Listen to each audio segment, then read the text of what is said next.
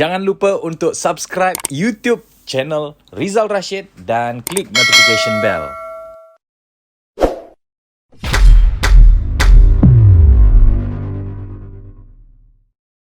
Hukum berunding ni, tuan-tuan dan puan, it's all about win-win situation.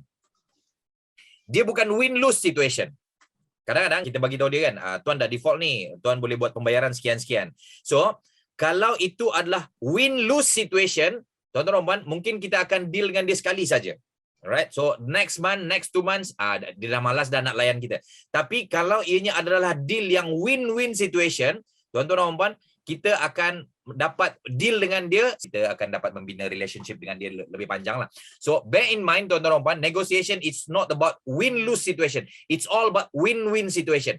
So that is why tuan-tuan dan puan, apa perkara yang kita perlu tahu, nak dapatkan win dia, kita pun win, maksudnya kita punya KPI pun dapat, dia punya pun dia win juga. Contohnya macam contoh tadi Tuan Nabil bagi tahu, one of dia punya majikan, dia kata, sekarang ni saya tak ada cash.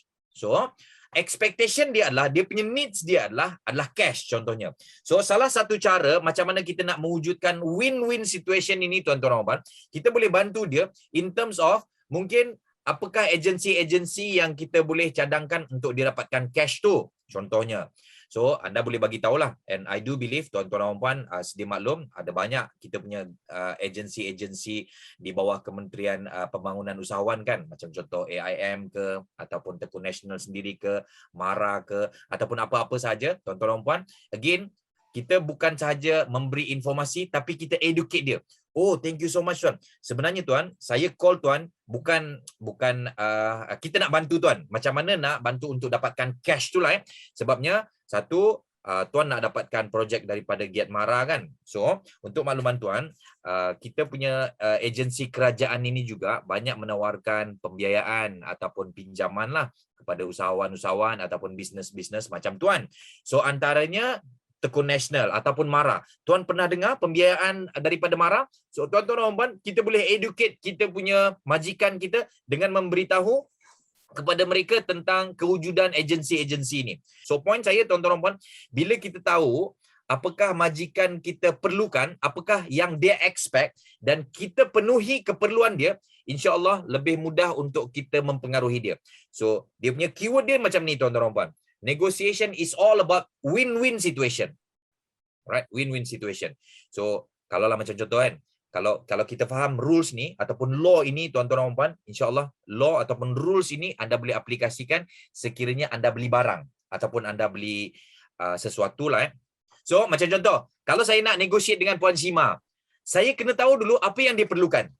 Dan kalau saya tahu apa yang dia perlukan, dan kemudian saya boleh sediakan keperluan dia dan dia mewujudkan win-win situation, negotiation itu akan berlaku. Tetapi kalaulah contoh dia berlaku dalam win-lose situation, mungkin sekali je transaction itu tuan-tuan dan puan, ataupun mungkin dia tak akan berlaku langsung. Alright? Contoh. Ini dalam konteks saya So mungkin selepas ni tuan-tuan dan puan boleh adapt dengan case tadi tuan-tuan dan puan-puan. Kami punya supplier adalah terdiri daripada sewaan dewan, sewaan LED dan seumpama dengannya lah for your information, dewan cost dia dalam 50,000 and above. Alright, 50,000 untuk satu hari tuan-tuan dan puan sewa. LED yang kita tengok tu kan, TV besar tu kan, di screen tu dengan PA system untuk satu dewan berkapasiti 500 orang, 16,000, 16,000.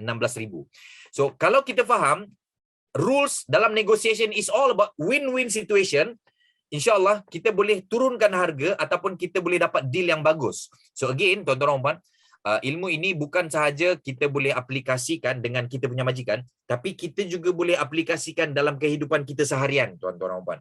Right? So apa kita buat untuk dapatkan win-win situation? Kita tanya dengan supplier, "Bang, saya nak tanya abang, untuk bisnes abang ni, abang akan operate macam mana So abang akan dapat keuntungan macam mana So dia kata, "Zal, kami akan dapat keuntungan dari segi frekuensi," katanya. Semakin kerap orang sewa abang punya PA system, contohnya, alright, cash flow tu semakin bagus lah Dan bila semakin kerap, semakin frequent, dekat situ kita happy lah. Okay. So saya cakap macam ni. Yang ni saya rasa tuan-tuan dan puan sedia maklum lah kan. Dan kemudian saya pun bagi tahu dengan kita punya supplier. Saya kata bang boleh, kami ada list 1 tahun punya event tau tuan-tuan dan puan. Kita dah ada list dah 1 tahun punya event. So saya bagi tahu, bang ini kami punya program. Bulan 1, bulan 2, bulan 3, bulan 4 dan bulan 5 kita cuti sebab puasa dan raya. 7, 8, 9 tiap-tiap bulan kita ada program. So boleh tak abang supply PA system untuk tarikh-tarikh ni? Dan tuan-tuan dan puan, daripada 16,000, right, kami boleh cut half, right, cut half.